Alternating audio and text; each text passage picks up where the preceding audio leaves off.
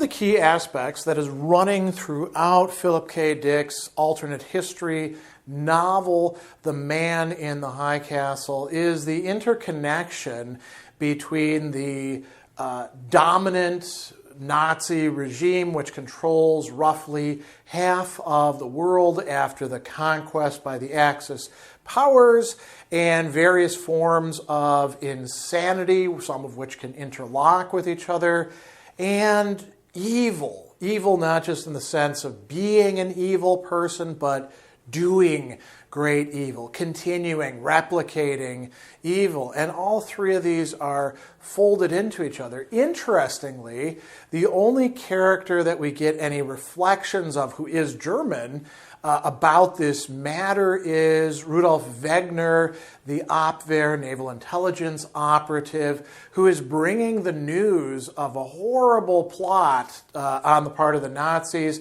Operation Dandelion, which will involve the use of nuclear weapons against the Japanese home islands and then the subsequent conquest of the Japanese co-prosperity sphere. None of the other Germans in the story are able to have any sort of insight about this, with the exception perhaps of a character who we originally think is Italian. He's not actually German, he's actually Swiss, so perhaps he is also an exception in this case. And we get a lot of musing on the part of the other American and Japanese characters. So we begin really in chapter 2 with Robert Childan's musings, and Childan himself is not particularly, you could say, condemnatory of the Nazis or the Japanese for that matter. He's sort of an accommodator. He tells himself one had to blame the Germans for the situation. Tendency to bite off more than they could chew. After all, they'd barely managed to win the war, and at once they'd gone off to conquer the solar system, while at home they'd passed edicts. Well, at least the idea was good, and after all, they'd been successful with the Jews and Gypsies and Bible students, and the Slavs had been rolled back 2,000 years worth to their heartland in Asia. And so we see him reflecting on this and being like, well, you know, they're actually not that bad, right? And then we also see this again in his discussion with the Japanese couple later on. But then we get to Africa. They'd simply let their enthusiasm get the better of them there, and you had to admire that, although more thoughtful advice would have cautioned them to perhaps wait a little bit until, for instance, Project Farmland had been completed. There the Nazis had shown genius, right? And so he's actually seeing the Nazi efforts as just going too far with things, too enthusiastic. But when we get to chapter 3, and Juliana is thinking about the Nazis, we get a very different point of view. So she thinks to herself, you know, there's no way that we could actually go to colonies in space. They wouldn't let me and Joe in. That's how the Nazis are. They're not idealists like Joe and me. They're cynics with utter faith. It's sort of a brain defect, like a lobotomy, that maiming those German psychiatrists do as a poor substitute for psychotherapy. And then she goes on further, and she has some other interesting thoughts that have to do essentially with stunted sexuality and incest. Their trouble, she decided, is with sex. They did something foul with it back in the 30s, and it's gotten worse. Hitler started it with his sister, aunt, niece, and the family was inbred already. His mother and father were cousins. They're all committing incest, going back to the original sin of lusting for their own mothers. That's why those elite SS fairies, have that angelic simper, that blonde, baby-like innocence. They're saving themselves from mama, or for each other. And who is mama for them, she wondered. The leader, the Herr Bormann, who's supposed to be dying, or the sick one? And here she reflects on Adolf Hitler. Old Adolf, supposed to be in a sanitarium somewhere, living out a life of senile paresis, syphilis of the brain, dating back to his poor days as a bum in Vienna. Obviously, it was God's sardonic vengeance right out of some silent movie. The awful man struck down by internal filth, the historic plague for man's wickedness. And then she reflects, okay, so that would be bad by itself, right? Maybe Hitler deserves that sort of end. But the problem was, the horrible part was, that the present-day German Empire was a product of that brain. First a political party, then a nation, then half the world. And the Nazis themselves had diagnosed it, identified it, that quack herbal medicine man who treated Hitler. He goes on, or she goes on, the entire world knew it, and yet the leaders' gabble was still sacred, still holy writ. Their views had infected a civilization by now, and like evil spores, the blind, blonde Nazi queens were swishing out from Earth to the other planets, spreading the contamination. What you get for incest, madness, blindness, death. So a much more pejorative view, right? Tracing it back to sexuality and following a screwed up leader. I think we get a more mature treatment in terms of Tagomi. And Tagomi here is talking with Baines, who's actually Rudolph Wegner, and he carries out some comparisons and wants Wegner's view on it. He says that, we ourselves have not solved the problem of the aged, more of which persons occur constantly as medical measures improve. China teaches us rightly to honor the old, but the Germans cause our neglect to seem close to outright virtue. I understand they murder the old. So the Chinese culture is offering a model. The Japanese are not quite living up to it, but they're certainly not as bad as the Nazis when it comes to this. And he says, what's your point of view, Mr. Baines, towards the old, the sick, the feeble, the insane, the useless, and all variations? And what Tagomi's getting at here is how we value human beings. He says, of what use is a newborn baby? I've committed that utterance to memory and contemplate it many times. There is no use. And then he asks, isn't it true that no man should be the instrument for another's needs? And what he's suggesting here is something like human dignity, right? Respecting other human beings as human beings. And we can draw a great contrast between the Japanese are certainly not angels, but they're certainly not as evil as the Nazis in this respect. We also find Tagomi having some very interesting reactions. There's sort of a review of the possible candidates for Nazi leadership, and Tagomi, as he's hearing this, actually has to leave the room because he's feeling physically ill. He's feeling revulsion, disgust, nausea about this. And why? Well, when he's talking with the non-ferrous ore man afterwards, he says, this is what that guy says, it's a sleight of hand business. Their uses of atomic energy have kept things together, and the diversion of their circus-like rocket travel to Mars and Venus, they've yielded nothing of economic worth. And then Tagomi says, they are dramatic.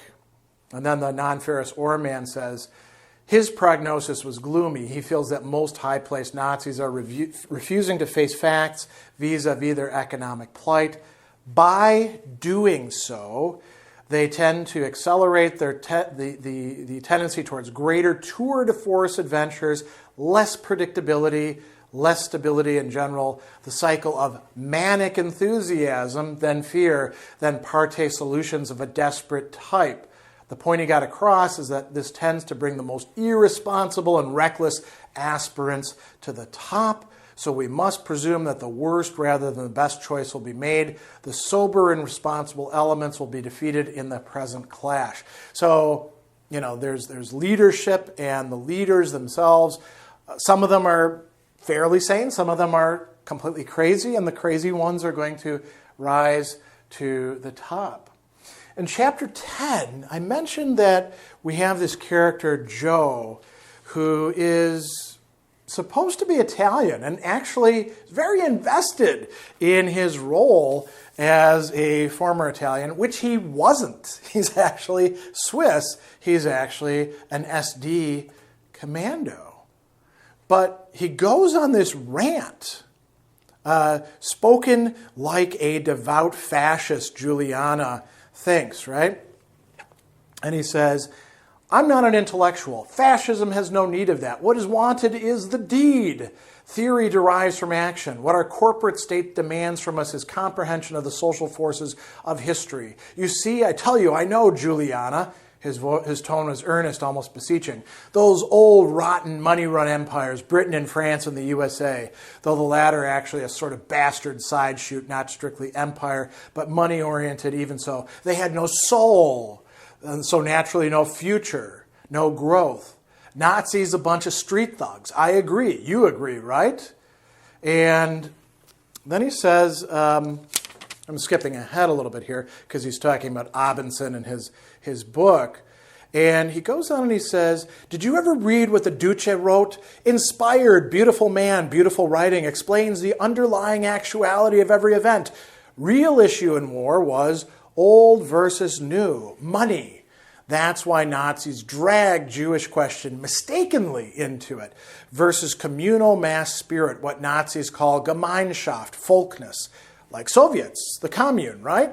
Only the communists sneaked in Pan-Slavic Peter the Great empire ambitions along with it, made social reform means for imperial ambitions. Juliana thought, like Mussolini did, exactly. Nazi thuggery, a tragedy, Joe stuttered away. But change is always hard on the loser. Nothing new. Look at previous revolutions such as French or Cromwell against Irish. Too much philosophy in Germanic temperament. Too much theater, too. All those rallies. You never find true fascists talking, only doing like me, right? And then she says, God, you've been talking a mile a minute. And he shouts excitedly, I'm explaining fascist theory of action. She couldn't answer. It was too funny. But the man beside her did not think it was funny. He glowered at her, his face red, veins in his forehead became distended, and he began once more to shake. And again he passed his fingers clutchingly along his scalp, forward and back, not speaking, only staring at her. So Joe is kind of an interesting comparison here. The Nazis screwed things up. They made things about, race rather than about real community. There's all sorts of other ways in which the Italians, the fascists, had it better. But he's crazy too, isn't he? Just in a somewhat different way. In chapter 14, we take up Tagomi again, and here we see something really interesting happening, something that has been ripening within Tagomi throughout this thing. He's able to confront one of the Nazis who he has to deal with, Consul Rice, after the SD attack on the Nippon Times building, where Tagomi himself proves himself a sort of hero, killing two of the SD men, having to be reintegrated afterwards. And the key theme here is that he tells the Nazis, you are evil. You are embroiled in evil. The right response to this is to repent, to change. So he says, your nation is about to descend into greater vileness than ever. You know the hexagram, the abyss?